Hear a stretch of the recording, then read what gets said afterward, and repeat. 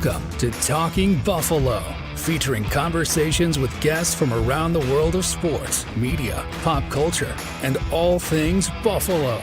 With your host, Patrick Moran.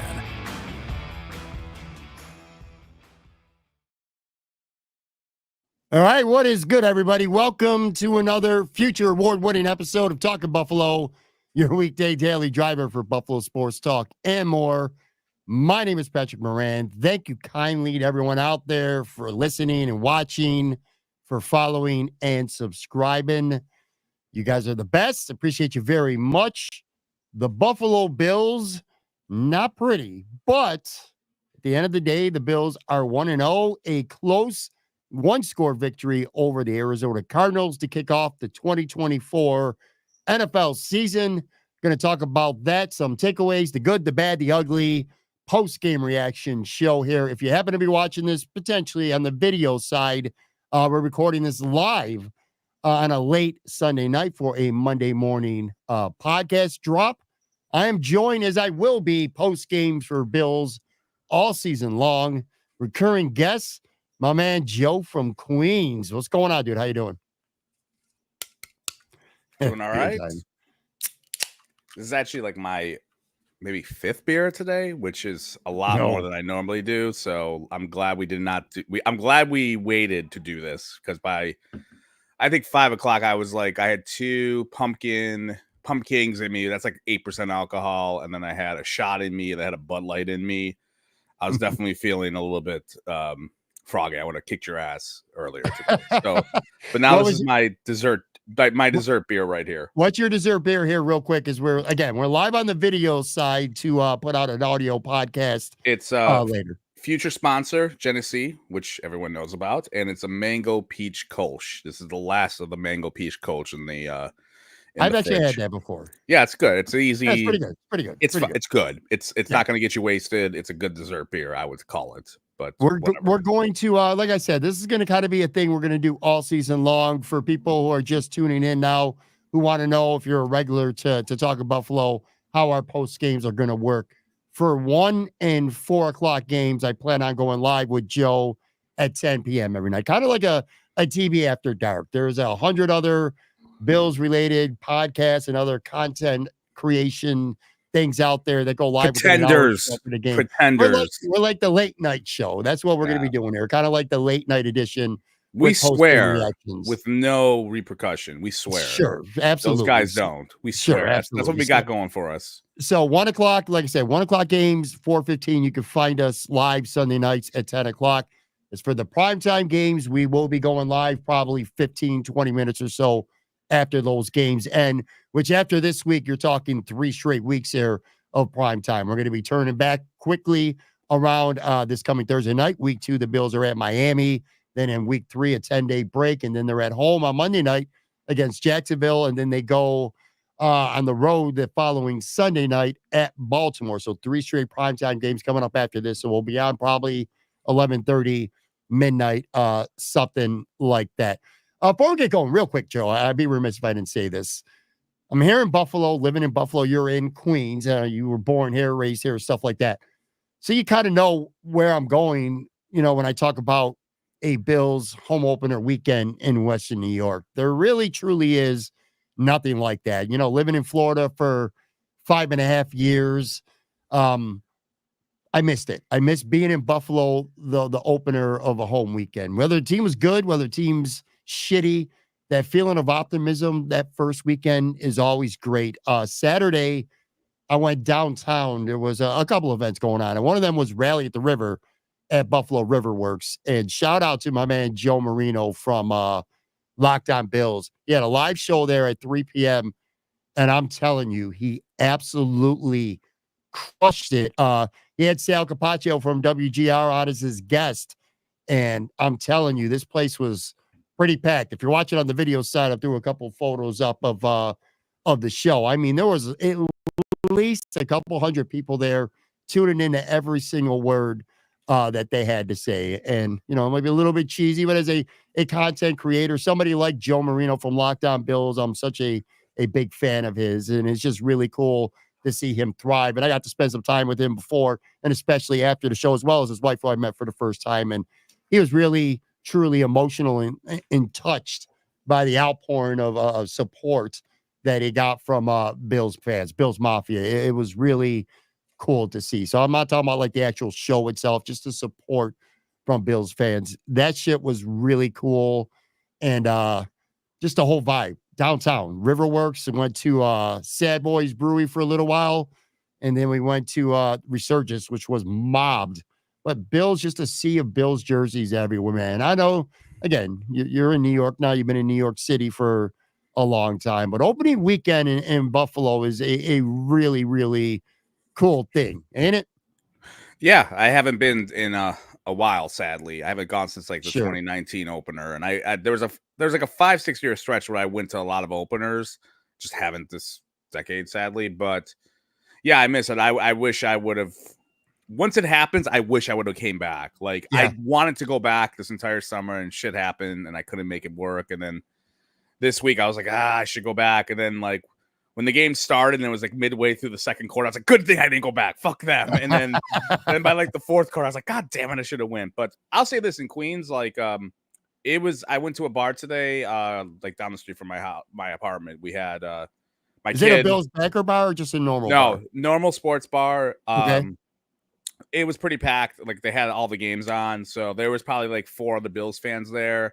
And then I went to another bar for halftime that had like 2 or 3. But like on the way back after the game, I ran into like 3 random Bills fans like down the street. I live like it's like a 10-minute walk to these bars, and and they both were coming from the Bills backers bar, which is Murphy's in Astoria, Queens. It's like right by LaGuardia, and both of them said, because I asked, how was Murphy's? Because I have not gone there yet. I've been dying to go there. They're like, it was fucking packed. And I'm assuming it's going to be, I've seen pictures of the place, and it looks insane there. But any sports bar you go to, if the Bills are playing, you're going to run into Bills fans. This is how it is here. But I mean, I can imagine it, like maybe, hopefully, look, I'm hoping I can go back for one game this year.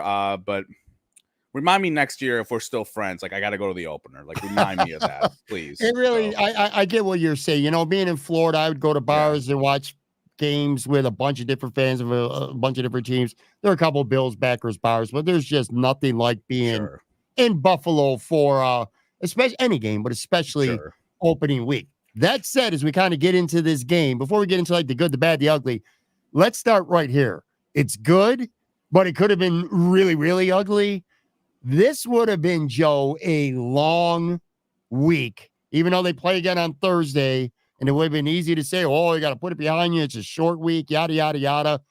This would have been a very long week and maybe the start of what would have felt like potentially a very long season for the Buffalo Bills if they lost this game. We said it a little bit during our previews, whether it was with you early in the week or others that I had on throughout the week, but didn't really spend a lot of time even talking about the Bills versus Arizona. It's more big picture stuff because, quite frankly, losing at home to Arizona didn't even feel like a realistic thought. And had that happen, you know, you lose week home at 1 with the schedule they got going on early in the season. And I mean, holy shit, dude, you lose this game today, which it looked dark for a little bit anyway, late into the first half.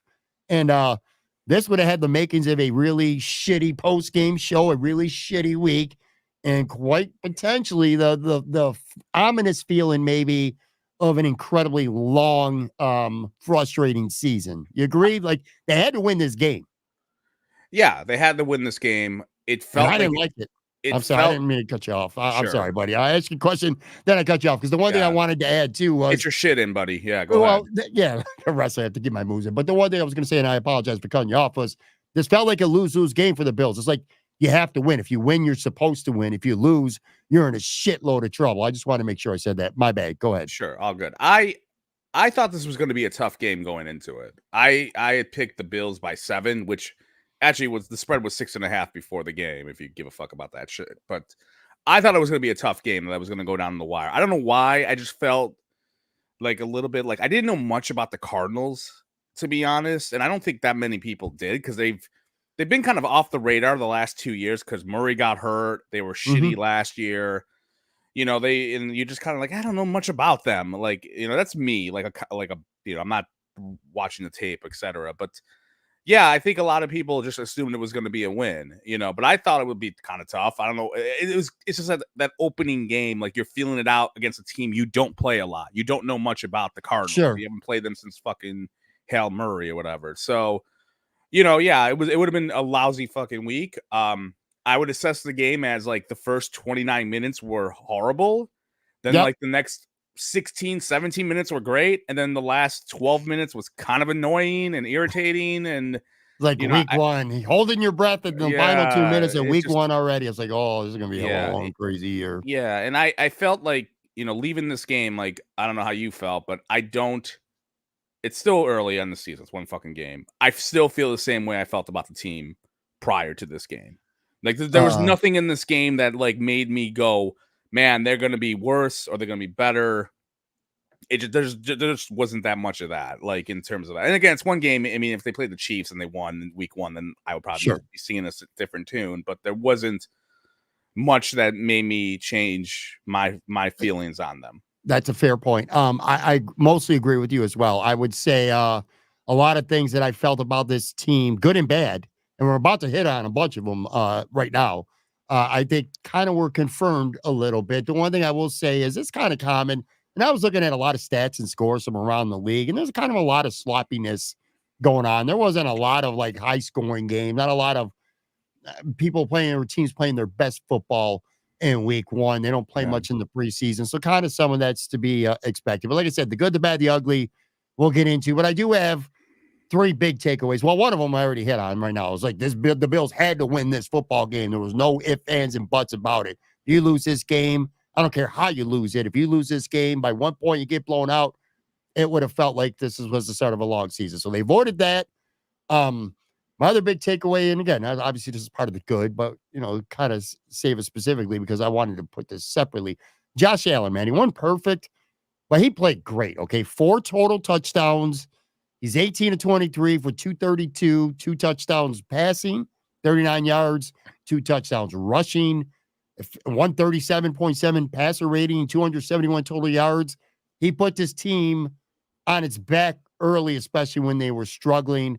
There was one specific play in this game that really showed, and not even the hurdle. I'm not even counting that. That was awesome too. He said post game he ain't gonna make a living doing that. But one specific play, man, it's 3rd down, and this was a huge play in the game. I thought they're down 7.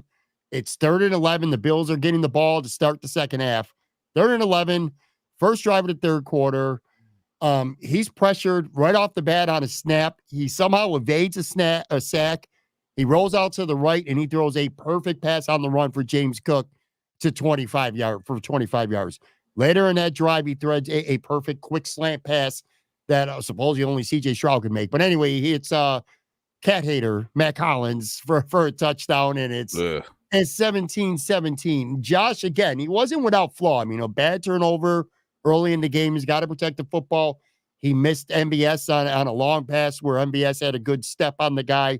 So I'm not going to say he was perfect. However, he put this team on his back. He was the best player going into the game on the field, and he played like the best player on the field for the majority of this game. And far and away is the number one reason, no surprise, why the Bills are 1-0 right now instead of 0-1. Yeah, I mean that sums it up pretty well. I would say my takeaways was, why did you come off? It was a tale of 2 halves. Like, you were sluggish as hell in the first half, and then you turned it on in the second half. Like, why? Sure. Why was that the case? Again, like in terms of both sides of the ball, like did you have to get pissed off? Was there a halftime speech? Any of that sort of stuff? Like the Bills ran 19 plays in the first half. Like the Cards had 39. That's like 2-1 right there. And then like the second half. Dominated in the first half. Yeah, the second half they ran 38 plays, the Bills. Sure, so they almost double that right there. So like why did it take them so long to like figure shit out? Well, we'll be talking about that in the bad. Yeah, we're going to be talking about in the bad, like why did it take them that long? And the whole thing of offensively and defensively, it's it was just a Jekyll and Hyde game. And that's kind of it felt a little bit like, I don't know, some of the bad games from like the last couple of years where like you can go either way. Like they look good, but then they look kind of shitty in that bipolar way. Like that's how they look. Like, like I don't know. I'm thinking of like Cleveland, like a couple years ago, even Detroit a couple years ago, where there were just those moments you're like, where is this team? Even during that 6-game stretch last year when they won, or 5 games in a row they won, and they were like those games that were like, they were the Chargers game, the New England game, like this was kind of that, like a little bit of that in this game. Sort of. Well, sort again, of. well, I mean, yeah, no, you're not wrong, but offensively, we'll see. There's a couple of astounding stats that I want to get to in a minute here. But the other big takeaway is this, which, by the way, again, Josh is like, he played great, man, but there were a couple things here and there. But I just looked before we went on the air, and the New York Jets still got to play on Monday night. So they're in one more AFC team to go. I looked at the passing, the receiving, the rushing leaders on offense and touchdowns and stuff like that. And it would not shock me whatsoever if Josh Allen wins AFC Offensive Player of the Week between having 4 touchdowns, like I said, 270-some yards of total offense. He very well could win, especially in the manner that he scored 2 of those touchdowns as well. I looked statistically, he's got a great chance to win that. And then on the flip side, the other big takeaway, which again, I got to elevate him to more than just the good, because he was just more than good. And that's Greg Rousseau, man. If Josh Allen wasn't the best player on the field on Sunday, Greg Rousseau was. 3 sacks, a forced fumble, a huge forced fumble, by the way. 3 tackles for a loss, 6 tackles. He set the edge well. He was one of the few players in the first half when the Bills defense absolutely sucked. He was one of the few players that actually showed up. I was going nuts on Twitter X and Facebook and in my house, yelling at this team, except for Groot on defense. He played for 60 minutes. He did everything. He knocked the pass down. He pretty much did everything on Sunday. And, we talked about him during our previews, Joe. This was a guy who had to be great this year. And if week 1 is any indication, and when you're talking about a guy who's ready to break through and reach that star status, legit star status, Greg Rousseau certainly looked like it. And he took a impressive summer and preseason directly into the regular season. Huge Greg Rousseau today. Can you guess when was the last time someone had 3 sacks in a game for the Bills? I wouldn't. Sheesh. I want to say maybe Jerry Hughes, but that would have been quite a while, like 4 or 5 years ago. Maybe? Good guess. If you're going playoffs or just overall, like including playoffs, it's Jerry Hughes. He had 3 sacks against the Texans in that wild card game that the Bills lost. Oh, if you want to go regular season, you have to go, and you might remember this game. It was the Jordan Phillips game where he had 3 sacks against Tennessee in 2019. So it's been a minute since we've had a guy have 3 sacks. I mean, we're talking 5 freaking years over here. But yeah, he was awesome. And, we talked about it. As you said, he was dominant. Like, that's what they need. They need a stud like that. And look, he wants to get paid. And I'm not saying like, this is like, it's very cliche to say, oh, he wants to get paid, so he's going to have a great year or whatever. I don't know. But if that's the case, but it's also the case of he's going into his 4th year. This is when you're supposed to come out. A lot of defensive linemen. It takes a couple years to like get, to get under their wings, get acclimated to the league, etc. And this could be his year, but he played outstanding. He was great. Like, give me that all year, and mazel tov, because he was awesome. Yeah, he was for sure. Let's get in, like I said, the good, the bad, the ugly. Those 2 guys, I wanted to highlight them. By the way, again, looking at defensive stats, and I don't know. I get a sense looking at what I saw on the stat leaders from Sunday. Greg Rousseau very well could be the defensive player of the week as well. 3 sacks, a forced turnover, 6 tackles, 3 for a loss. You could be looking at it week 1, Buffalo Bills offensive and defensive players of the week here. All right. So in terms of the good, Joe, something I normally hate this phrase because maybe it's because it never seems to happen. I mean, it makes sense, but it just never seems to work that way. Double dipping is like, ugh. But in this case, game changer, man. I usually hate that term, but they're down 17-3. They go down, they score a touchdown and take up all the clock down to like the last 13 seconds at the first half. And then they go to the locker room playing like shit for most of the first half, but they're now all of a sudden they're only down 17-3. They get the ball to start the third quarter. And like I said, a key 3rd and 11, Josh Allen manages to convert. They score a touchdown. Bam. 17-17. The crowd is alive. So for once, saying the term double dipping actually worked. Big. Do you like double dipped wings? Elmo's. Then you should like double dipping in the NFL. I love double dipping. It when it works. It just never seems to work though. Man, you hear about it all the time. You never score touchdown. It never works that way. I think if I'm correct, I wish someone had this, but I always think the Bills always get the kickoff and they never defer or anything like that. So I don't think they have that many opportunities to do that. But I love the idea of double dipping because I tend to think teams are cold when they start the game a little bit sometimes. Mm-hmm. And like you want to get hey, if you're down by 2 scores and you get the ball before the half, then you could tie it up in the second half pretty easily. So I like the idea of double dipping, but yes, it did work, and it definitely changed the game. For the most part, it definitely because it did not look good in terms of how it looked at the end of the first. They only had the ball. I think they got the ball back with 2 minutes left. I just remember they had the ball back with 2 minutes left, and Josh Allen only had 2 throws at that point, which I was flabbergasted over. Sure, Arizona had the ball for 20 minutes in the first half. Bills had the ball for less than 10. Yeah. So like I said, to be down only 7, the defense was getting dog walked. The offense, again, they were only at 3 points with 2 minutes left in the half. It just looked really shitty. But the first half of that double dip, they score a touchdown, they get the ball back, and they score again. And now it's tied. The Cardinals ran 21 plays in the first quarter. The Bills had 4.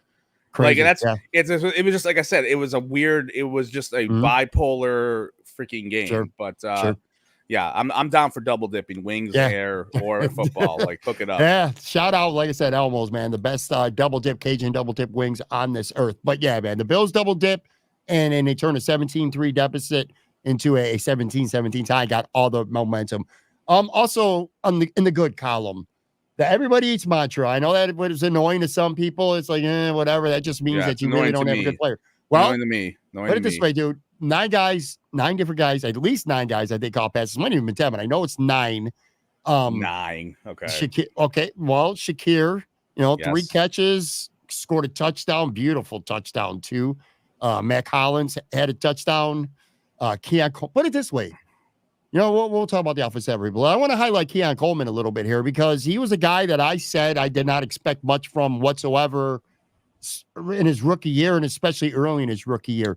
One day, not a great day, but he led the Bills. He led the Bills receivers in snaps. He played 72% of the snaps, most of anyone on this team. He ran the most routes. He had the most targets. He had the most catches, and he had the most yards. And he drew 2 defensive penalties. Again, not a stellar game, and burn it up or anything. He did catch a big ball, a contested ball down the field, which is supposed to be one of his best attributes. It was a good debut. Let's just go with Keon Coleman first. Not an all-time, but a good, solid debut for Keon Coleman, who played a lot more than I expected him to. I'm pissed off at myself because why? Prior to last week's predictions thing, if you had talked to me a month ago, I would have said Coleman was going to play a lot. Because I had said they want to prove that Stephon Diggs trade worked, blah blah blah. But you know what happened? I got into the preseason bullshit. I was starting to get worried because everyone wasn't happy with his preseason or his training camp. And once again, preseason training camp doesn't mean dick, at least for one game. And I should have listened to my gut, but I got into the content world and I was like, he's been kind of quiet. I don't think he's going to get over 40 fucking catches. And already he's halfway there probably. Or no, not really. He's got 5. He's got 5. I had 4 catches for 51 yards. But again, he drew 2 penalties. Yeah. Yeah, he drew. Yeah, but he played a lot. And good for him. They need that. They need some wide receivers. I don't like this eating bullshit. Everyone eats crap. Look, they all ate appetizers at the end of the day, okay? And your 2 tight ends who are supposed to be God and Thor over there did dick. They had 2 catches between them. That can't happen. You're gonna help me. You're gonna help me build my case, though. You're right. You're right. Here's my case. Here's my case about everybody eats just the Bills' offense. Without having a star player. That's it. Let me say this. I guess you could If get I full would have told you, appetizers. if you and I would have jumped on the show, if we would have had a pregame show today, an hour before the game, we should have. And I told you, hey, Joe, guess what? Hey, audience out there, which, by the way, some of you are leaving comments on the video side. I'll get to some of those in a little bit. But anyway, if I would have told Joe an hour before the game, here's what's going to happen today. Dalton Kincaid is going to have one catch on Sunday, okay? He's going to have one catch. I'm going to tell you that no one on the team is going to rush for more than 70 yards. I'm going to tell you that no one on the team is going to have 5 catches. I'm going to tell you no one on the team is going to have more than 51 yards receiving. They did not score a defensive touchdown, and they did not score a special teams touchdown. Telling you all that. So no big rushing numbers, no big receiving numbers, no special teams or defensive touchdowns. But guess what? The Bills are still going to put up 34 points in week 1. You would have been like, I don't see that happening. How are you going to put up 34 points? Ain't nobody doing nothing. And it kind of felt like, except for Josh, who was doing something the whole game. But it's like that lends credibility to that mantra that, hey, everybody's eating now. Well, not everybody's eating steak or whatever, but everybody's getting a bite of something. And it worked because it was, yes, they did it in like a quarter and a half. Okay. But the other 2.5 quarters, which I'm assuming is in the ugly part when we get to the ugly part, they didn't do dick. So I'm not about to anoint them as like this offense looks very good for me. I still have a lot of questions about them. I don't like. I talked about this, and I think it's coming true that the balance attack is coming to out. Who was the girl who just said like tune out? Colleen says Joe agrees makes you want to tune out. Colleen, look, I'm sorry. Joe's not a fan. Yeah, because she didn't like me saying Cleveland was just as talented as Buffalo, and hey, Cleveland got crushed today, so I guess I'm right. Like. Sorry, I haven't even been that negative yet. What do you want me to do? No, you haven't. You actually been pretty good so far tonight. Like, what do you want me to do? Sorry, I'm trying to get really talking about anything negative yet. But yes, man. Yeah, well, now I'm about to get into something negative because I think they're right now in they're doing exactly what I thought they were going to do. They want to rush the football more. I looked this up, but since the start of last year, James Cook has had 7 games with 15 carries or more since the start of last year. Devin Singletary, on the other hand, for 3 years, he had 8. With 15 carries or more. That's from 2020 to 2022. Mm-hmm. That tells me like they're kind of changing it up. And for those who are like in the comments, 34 points, I get it. But you know what? They play the fucking Cardinals. Okay, let's put that in perspective. This isn't a juggernaut defensive team. The Bengals played the Patriots and scored 10. I'm just saying that's okay. You're right. It's a good offense. It's just I think it's different than what you're used to. They're just changing it up. Like what I wanted was passing a lot, and now that's it's gone. And I'm trying to cope with it the best way I can, which is. Hey, I mean, they're doing what I thought they were going to do in the season before or in the previews. That they are going to run the football more, and they did that today. Cook was kind of all or nothing today. It was weird. Like I wrote this. I looked through the box scores. He had 8 carries of less than 1 yard in today, which is kind of crazy. But he had 7 carries of 5 yards or more, which was like. He was all or nothing, I think that was more of a Joe Brady issue than a James Cook issue because the Cardinals at some point in the second half were pretty much selling out to stop the run. They were bringing everybody up in the box and saying, please run the football. And, the Bills, to their discredit at points, at least anyway, were willing to do that. They were running the ball into a brick wall. James Cook had nowhere to go. I actually thought this was a good game for James Cook. Anytime he had any hole, he hit it hard. He was patient at times. He barely seemed to go down on first contact at all. He picked up some extra yards.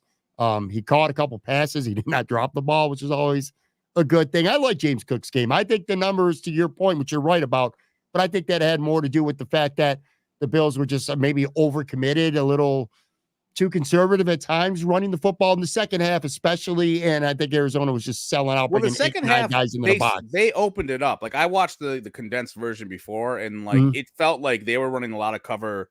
They were not covered.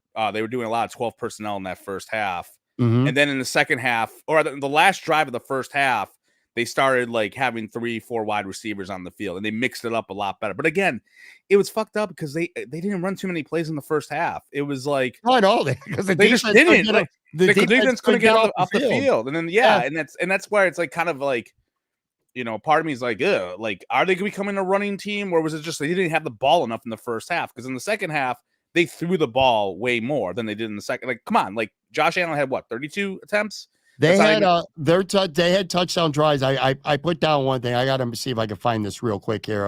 Where we are live this is from Joe DiBiase from WGR. He says from 2:40 remaining in the second quarter to 8:44 remaining in the fourth quarter, the Bills did this.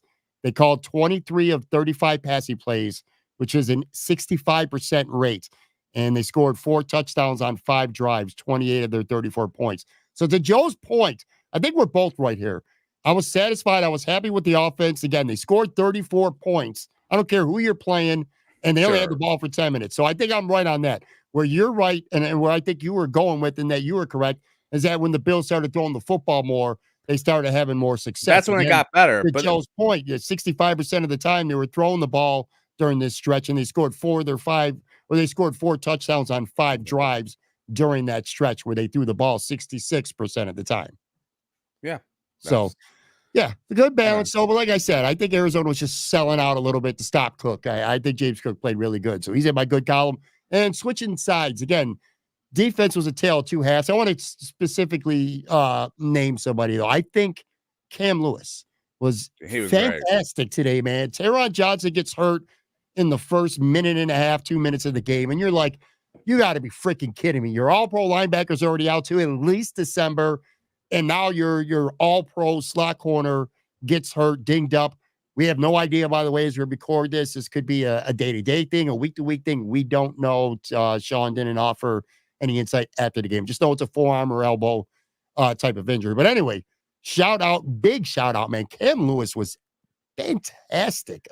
He had 10 tackles and came up in run support really well, played that nickel slot position. Great, man. He had a great day, a good day for UB in total. JaMarcus Ingram, who wasn't even going to be active until a couple injuries over the last couple days happened.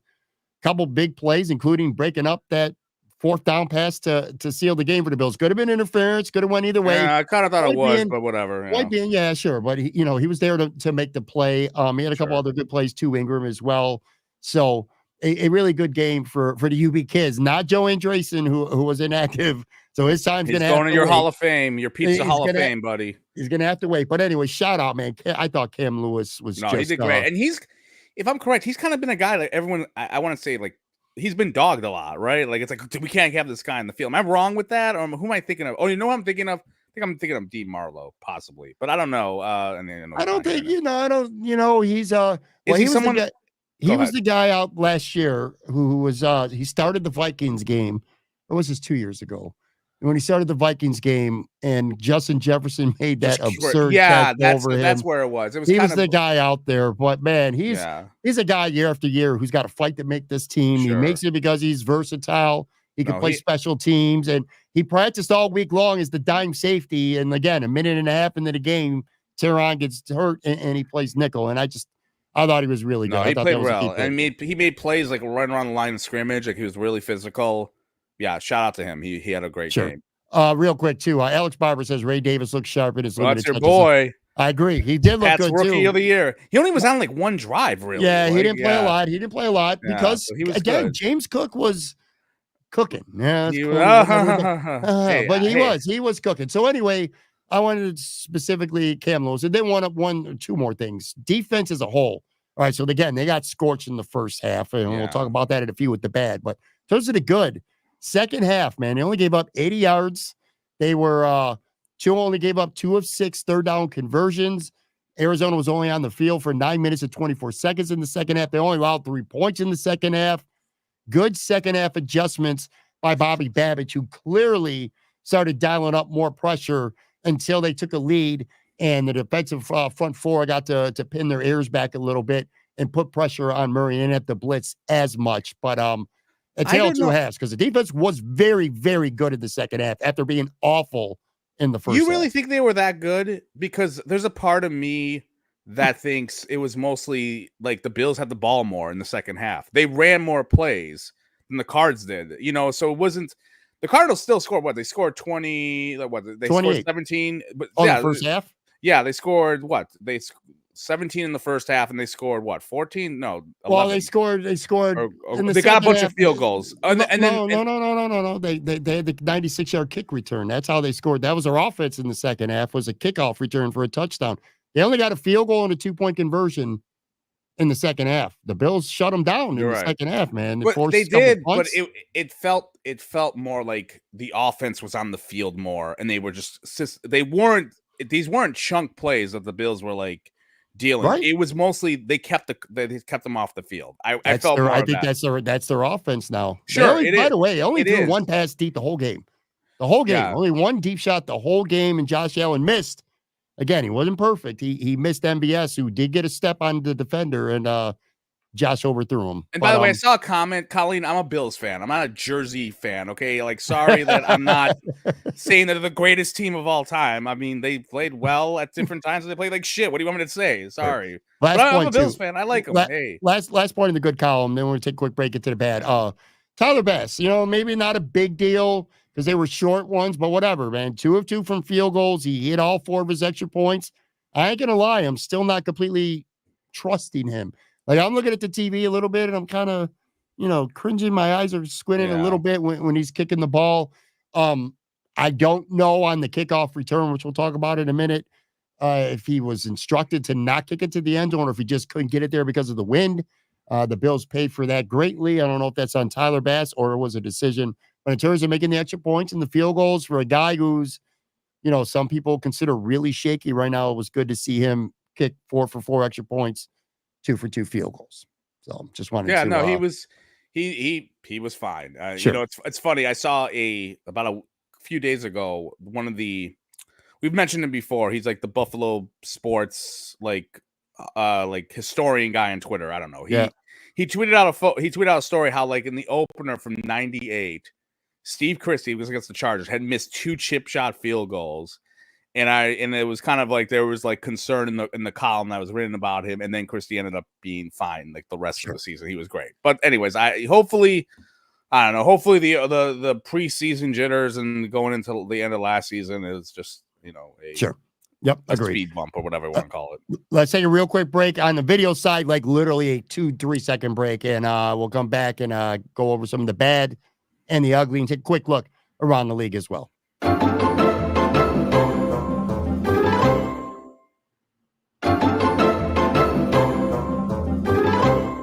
All right, I'm back here with Joe from Queens. The good, the bad, the ugly. The Buffalo Bills 1-0 after a close nail-biter 34-28 victory over the Arizona Cardinals to start the season.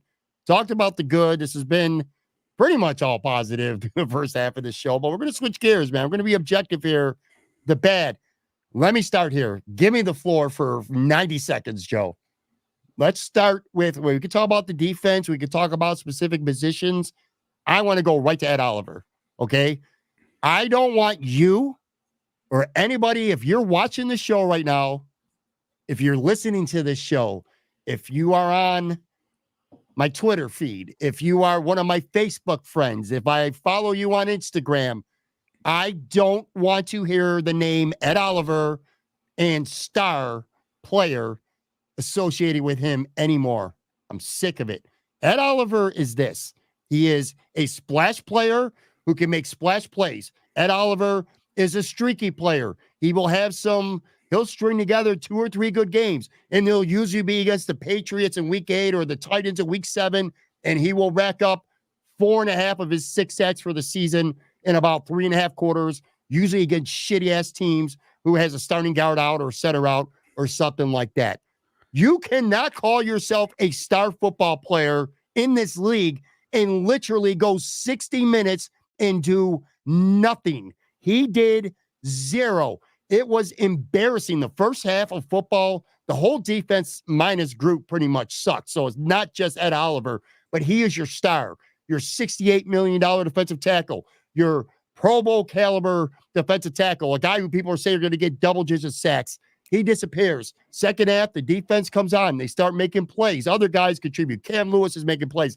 Ingram's making plays. Other guys are making plays. Groot's been great the whole game. Von Miller gets his first sack in forever, by the way. Should have threw him in the good column. Where's freaking Ed Oliver? Nothing. Daquan Jones knocks a pass down. Ed Oliver shouldn't even get a paycheck. All right, maybe that's a little too much. He deserves to get paid. But my point is this, dude, he sucked. He was MIA. He was absolutely nowhere. And I am sick of people associating him as a star player. I've said it a million times. The biggest reason why the Chiefs beat the Bills in the playoffs every year, Josh Mahomes is essentially a wash. It's guys like Chris Jones and Travis Kelce, the Chiefs stars, they make plays. Bill stars like Stephon Diggs, who was a great player, but not his best in the playoffs, and guys like Ed Oliver, who fall on their face in playoff elimination losses, and then have games like this where for 60 minutes you do nothing. That is an inexcusable performance. Ed Oliver, to me, is just another player. That's all he is. He's just another player. He's Jordan Phillips with a little bit more to him, who will rack up some good numbers over the course of 2 or 3 games and then disappear for a month. All right, I'm done. He sucked. He was terrible. He was non-existent in this football game for 60 minutes. He was non-existent. I can't argue that. He was. You just didn't notice him. I think it's one bad game. I know you've been on the Ed Oliver hate parade for a while now. Colleen might get mad at me on the feed. Oh yeah, get mad at him. I'm sorry for Colleen, but yeah, look, yeah, Ed get mad at him. Awful. You see, I didn't have a rant. I'm in chill. I'm just drinking a Jenny over here. You can't make that much money and be considered a star player and just not do anything for 4 quarters. He has to do better than that. Like he was very invisible, and I definitely hear your rant on it. And it's not much I could say except it's one game, but it's been a, I don't want to say trend, but he has those just a couple of games he just disappears. And again, this is the Cardinals. And this is a star player though. A star player. Do you consider him a star player when you see someone do that?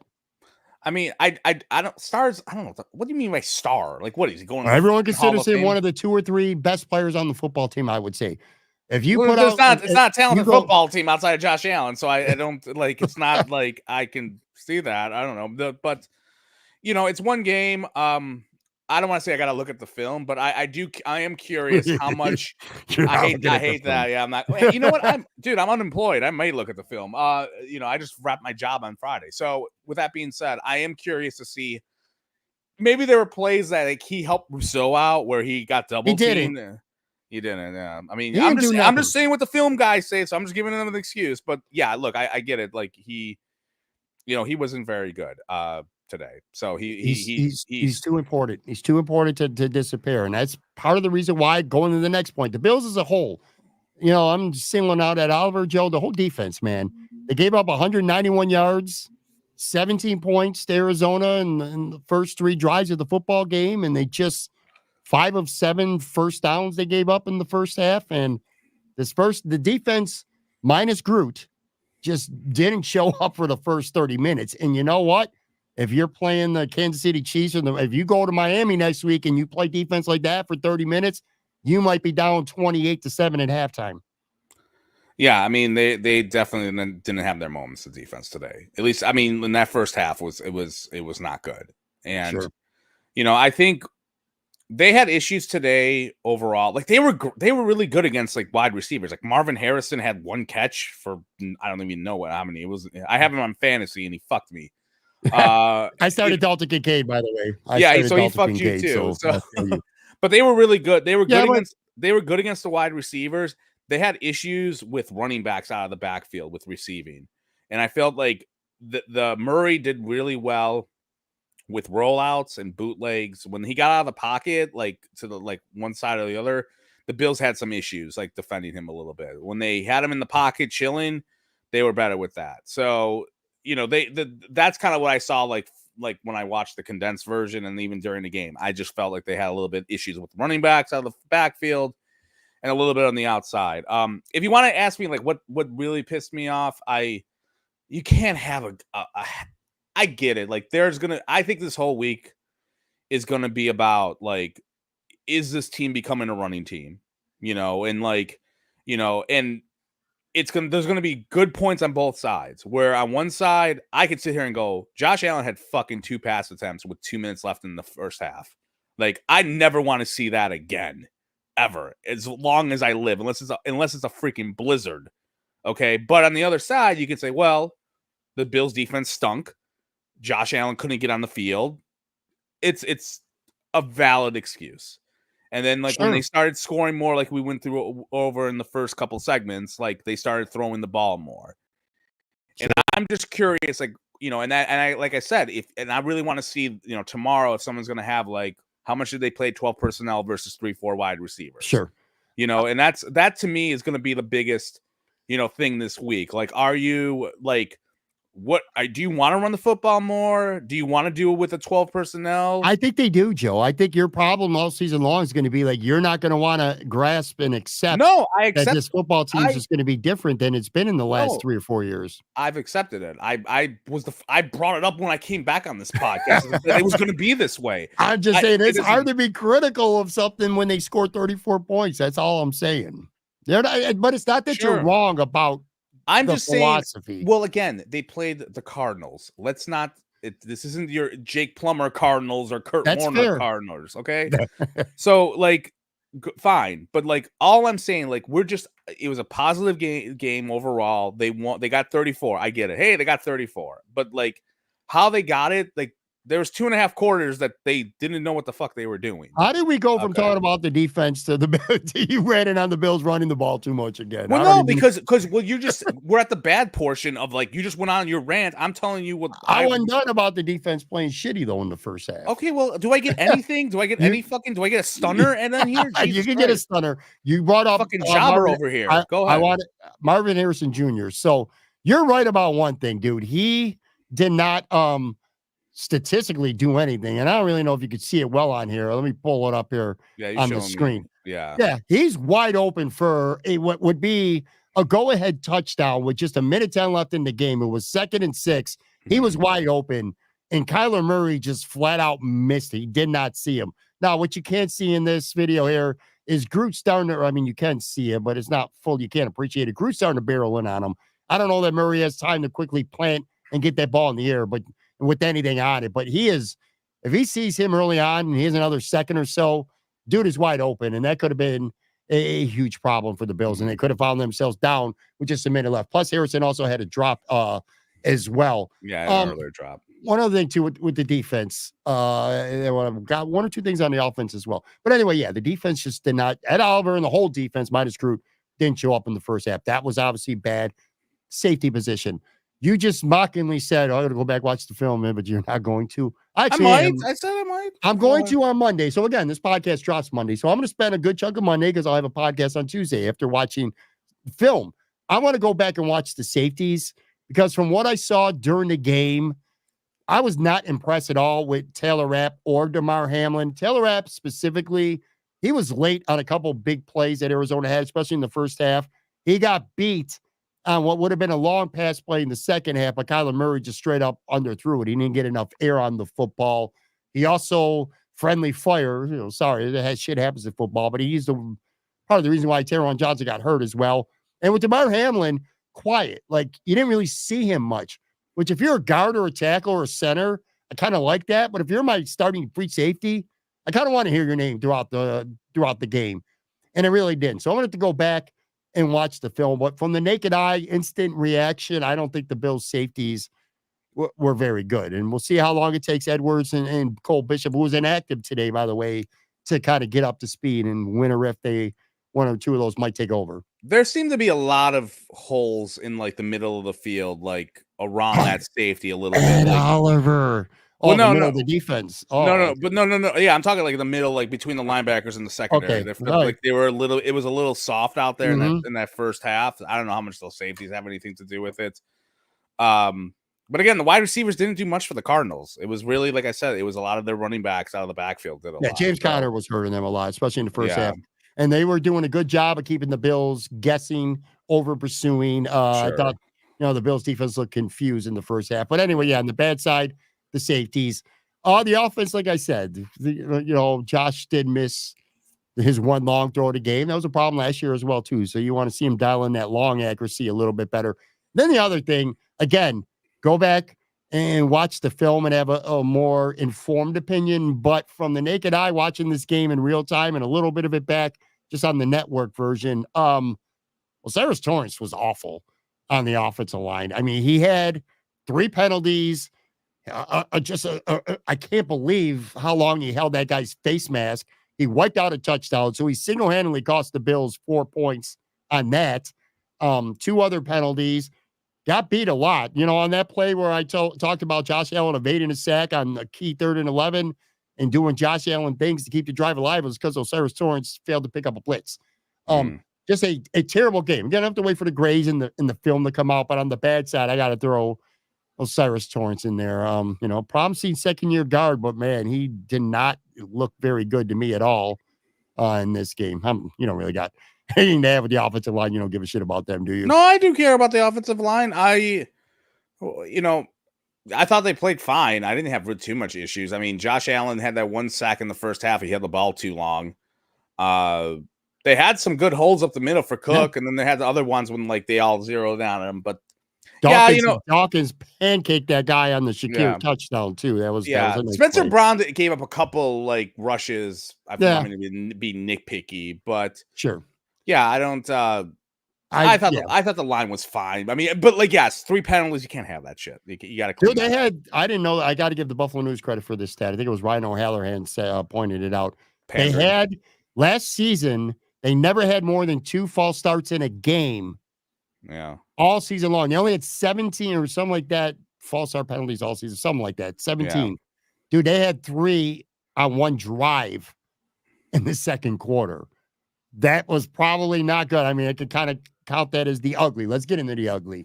We'll count that as the ugly. Also, pretty shitty officiating early on again. Like that call on Ingram. I mean, what's he to do? That was a bullshit call. And it was a 3rd down Bills stop. So that directly cost the Bills 4 points. Now, in fairness, Joe, and I kind of went at it with a couple Bills fans on social media earlier, the Bills also got a couple calls that were beneficial towards them. Again, Ingram could have gotten called at the end of the game. Yes.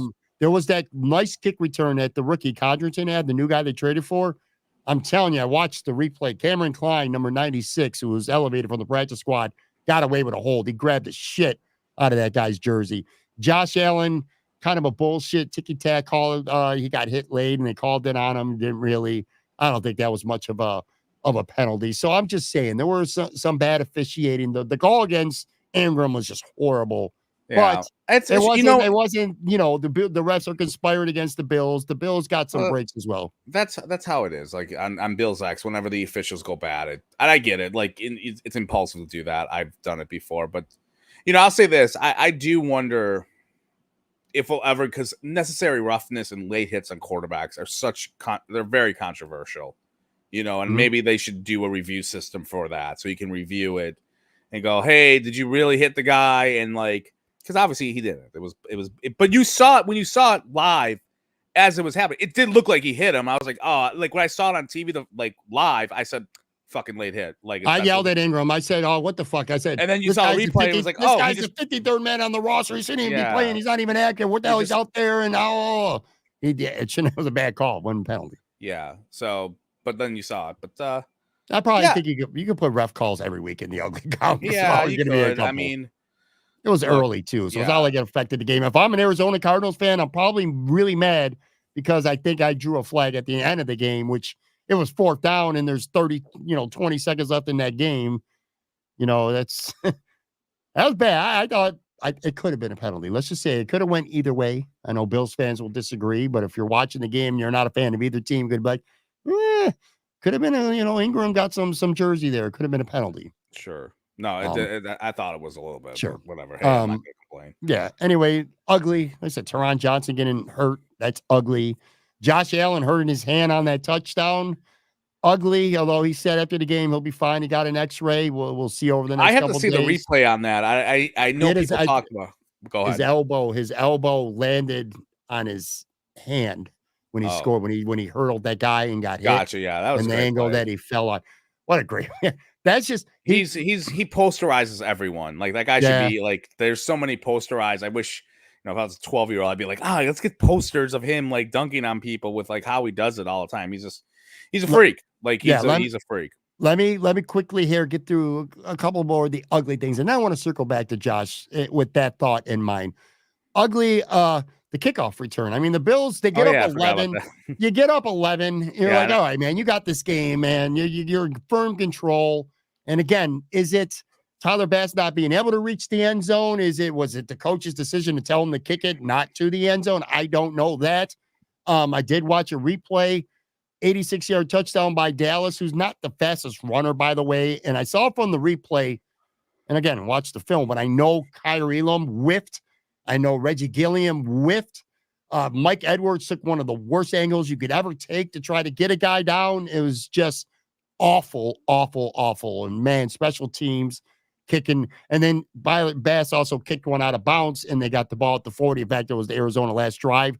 So the kickoff coverage team was ugly.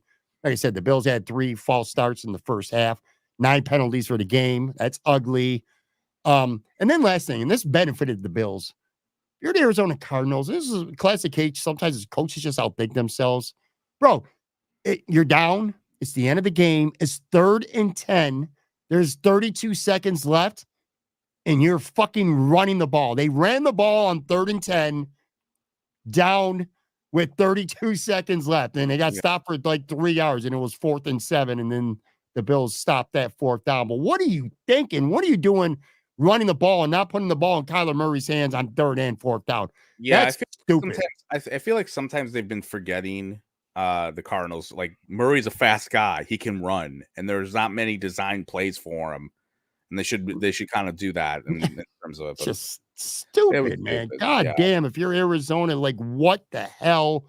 What in the bloody hell are you doing? Like, feels good about them? Because, like, I wonder how they feel about themselves, like a Cardinals fan. Like, you had a chance to win this game. Sure. And you're a 3-14 team from last year.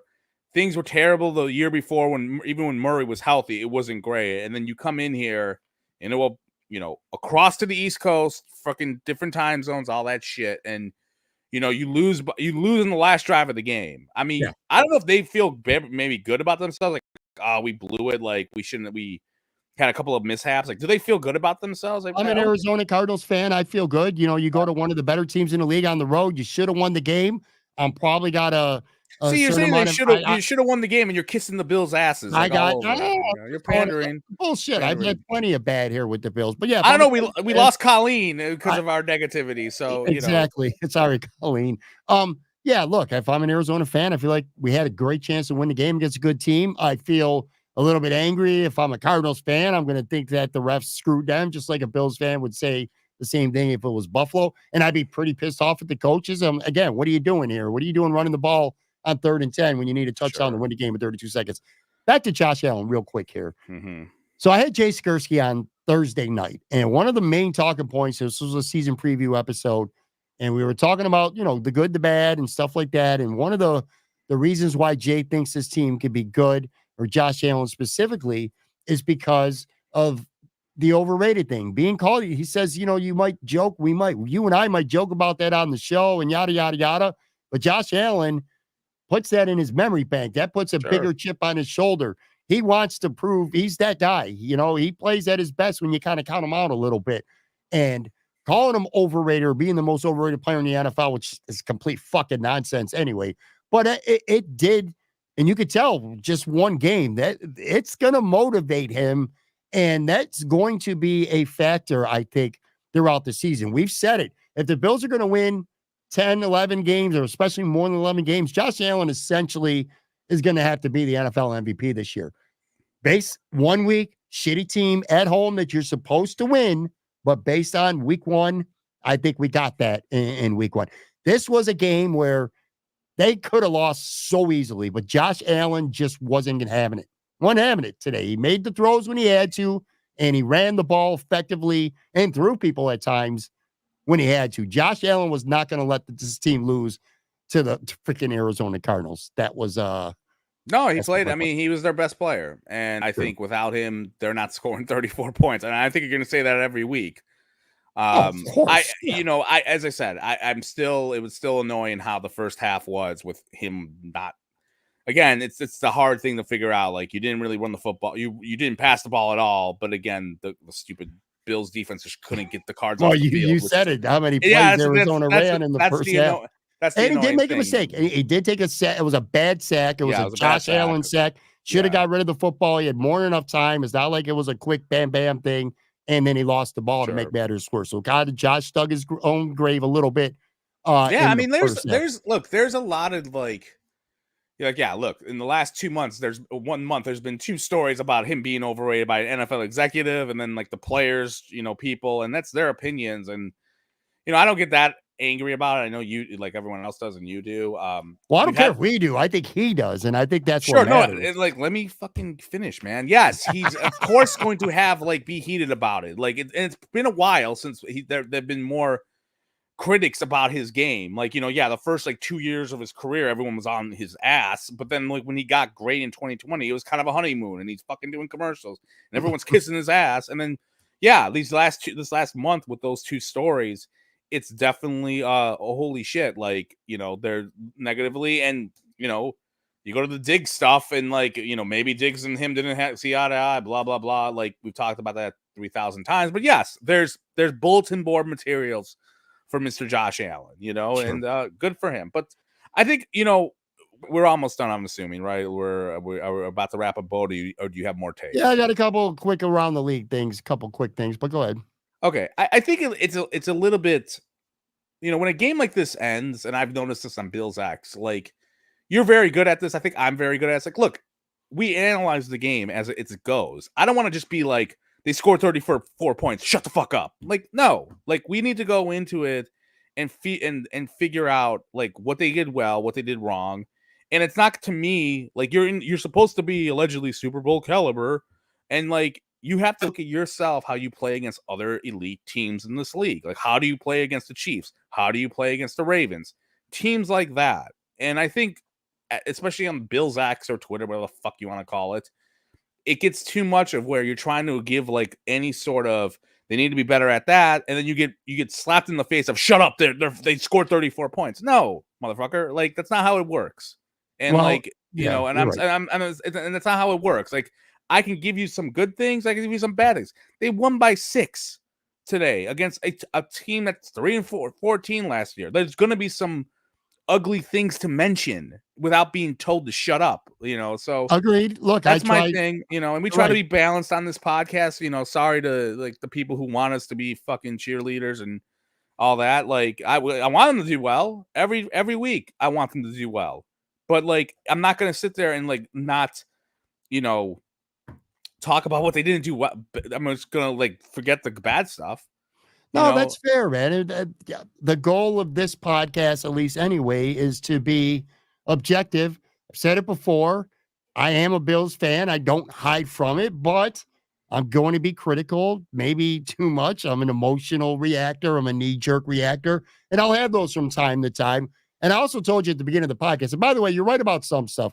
If you say something negative about the Bills, well, it's not even just this show, but also even on Twitter, I brought up the fact that, like I said, yeah, Ingram got called for a bullshit-ass penalty, but the Bills also, which we talked about tonight. Their defense looks like shit. Yeah, no, well, not that, but some of the penalty calls that went the Bills' way, and people were like, oh, one pass interference, this and that. So I get that. But going back to what you were talking about, well, at the beginning of the show, this was what I'm playing Arizona Cardinals. There's a lose-lose almost. If you win, you were supposed to. If you look good, you were supposed to. If you lose, or if you don't look good doing it, we got some issues. You know what I mean? It was kind of one of those. And you're never really going to know until you play the better teams, but you got to win in the NFL. There's no gimmies, which we found out today, by the way, around the league, that there's no gimmies for anybody. Yeah. And look, I thought I thought it was going to be a tough game going into it. And, I did not have them scoring 34. I thought I picked 24-17, which is always their typical bullshit score. I thought the offense was going to have their issues. And, like I said, I've been a broken record on this. They just didn't have the ball that much in the first half to be for me to figure out, were they paying possum or they halftime adjustments? But then they finally figured it out. But it's, yeah, man, it's but the I'm learning about the NFL, man. Good teams lose to teams they're not supposed to lose. Sure, it happens. It happens all the times. It happens to the Bills. They lose to Jacksonville. Guys, illusional. Any given Sunday, anybody can beat everyone. Yes, thank you, Sal. That is fair. Oh, Also, Colleen is still in the house. She agrees with Sal. So there you go. You did not lose Colleen, Joe. Well, thank you for listening, guys. Pointing out, case in point, real quick here. Cincinnati Bengals lost at home today to the freaking New England Patriots. Look, it happens. I'm not saying here it doesn't happen. They lost to fucking Mac Jones last year, the Bills. To Russell Wilson last year. They lost to shitty teams. I get all that. I get that it fucking happens. Okay, I get that. But we're just analyzing the game. Offensively, no, I agree with your philosophy. I want to put that clear. I'm defending Joe here. I agree with Joe. I don't need you defending me. We're not on this podcast with pom-poms and Buffalo Bills jerseys and stuff, man. We're here to try to talk. So I'm a shitty guy. To talk objectively. Guy. Anyway. I might get too high on the team when they're playing well. I might get too down on them when they're not. Try to keep that balance, but we'll see. I think your thing is just offensively. This is a different offense, and it's going to remain a different offense than what you're used to and what you personally prefer. Those 300-yard passing games are gone. It's like getting a new it's going to happen periodically. It's like having a new girlfriend for you, but the girl's different than what you're used to. I mean, you ain't going to get along with her, but she's not what you're used to in previous relationships. Yeah, but like I still have my questions because look, the beauty about this season is we are going to know within a month where this team is, how good they are, because this was their gimme game, if you want to call it that, like supposed to be. Absolutely. Now you got Miami, you got Jacksonville. They've had issues with freaking playing against. They blew a game they should have won in Miami. Yeah, they got Baltimore, and then they got the Texans, like Jets. The Jets. In a month, we're gonna know like whether I'm being like I'm raising some concerns, or I'm just a fucking negative guy, or am I like I was ahead of the curve going, watch for this shit. Because Agreed. But we can only kind of take what's on the plate. Training camp off season, what a bunch of pile of nothing that was to you, especially all summer long. Now, well, these games matter and they count. Yeah. So we can only take what's given to us right now. One thing I'll say too, James Cook caught some passes today. He looked good. I thought he was good. Especially in the one thing I'm like, get there. Like, I was wrong about the Coleman thing or so far. I mean, it's one game, but like, I really think Cook is going to be, I think he's going to be their second best offensive player this year after Josh Allen. I think it's because look, everyone's going to eat, as you said, and I think he's going to be the one that's going to eat the most. Okay, sure. And he's going to eat a meal. Well, he was fourth in the NFL in rushing last year too, so I expect him to play a big role. I was happy with how he looked. One other thing too. So, all right, so around the league, like I said, since he loses at home to the Patriots, that was shocking. The Jacksonville Jaguars blew a game they absolutely should have won in Miami. But the other thing I saw, the 4:00 games, Dallas beat the shit out of Cleveland. And fuck the Browns. I'm telling you right now, I don't feel sorry for them at all because on one hand, their fan base is a great base. It's just like Buffalo. They just want a winner, man. They want a championship. I get that. They got a great roster, man. Their defense is stacked. Plenty of talent on offense. But their quarterback sucks. He is cooked. He got the worst contract in the history of sports ever. Worst trade, worst contract ever. And I don't feel bad for the Browns because this shit happened after. Like if they traded for Deshaun Watson and then Deshaun Watson got in all this trouble afterwards, I'd be like, well, damn, bad luck for Cleveland.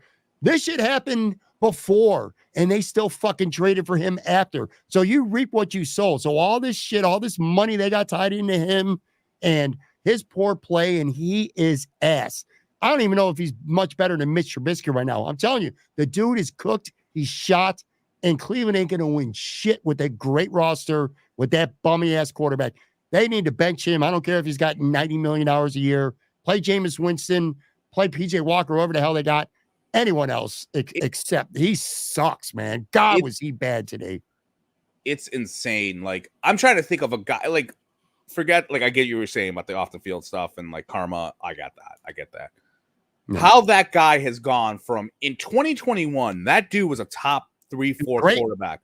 Fucking, I mean, he made me like, when you talk about the Mahomes bunker, like fear bunker from like 2017 and 2020, Watson was in that bunker. Because he was like, they could have had him and he was awesome and killing it.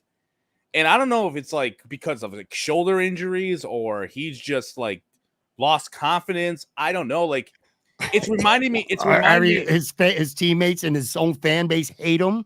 Well, I'm sure that's got plenty to do with it. He's a piece of shit. Sure. I don't know. Who knows?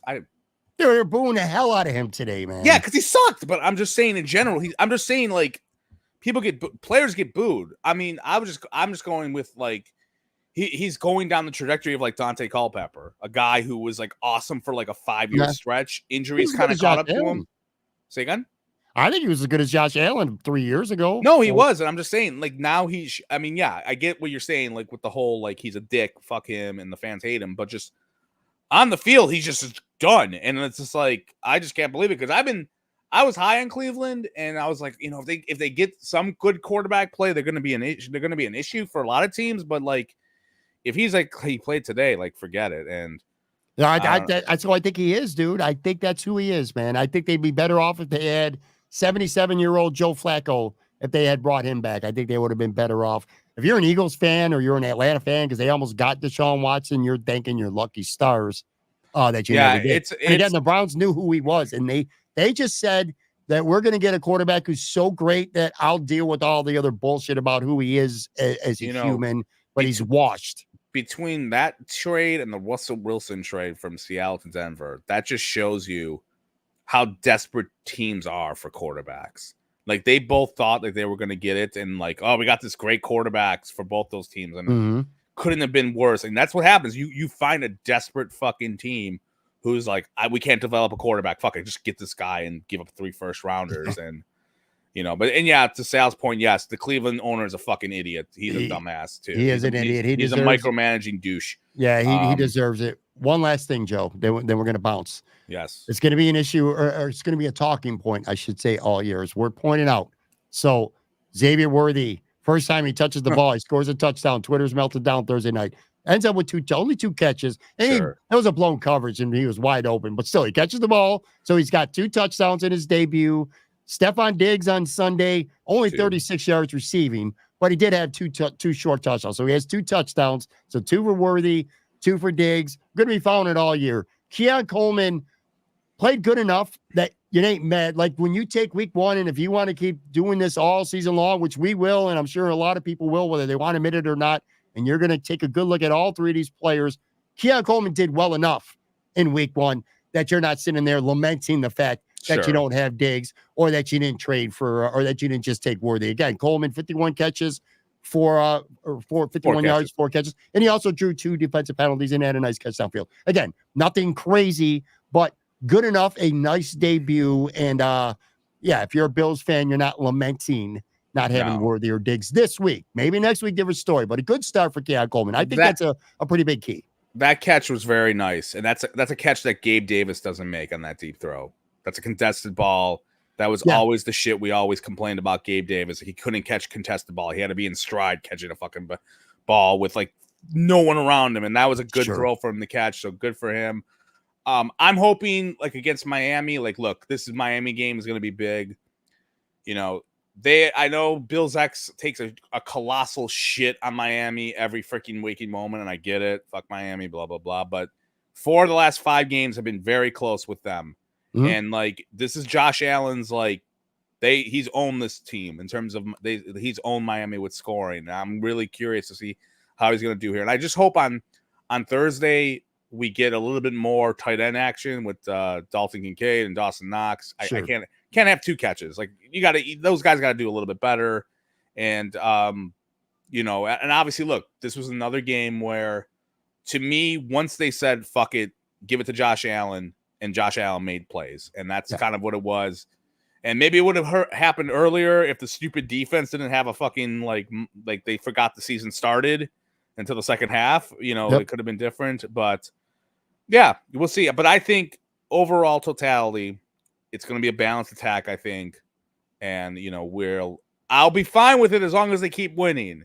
It's when they start losing and they can't keep up with the other teams that have high power offenses, which we're about to come. We're kind of going to see a little bit here and there the next month, with the Texans. And then Miami's got a good offense. I know it didn't look good today, obviously, but we're going to see how they do against those teams. And that's where I'll start complaining more Whereas today I was like, yeah, that's kind of what they're doing. So they would throw a little bit more, but they did. They did that when they were down 2 scores, and it was like, all right, enough of this running the football bullshit. Sure. Let's have Allen rip it up, and good for them. All right, so that's a good last take. Yeah.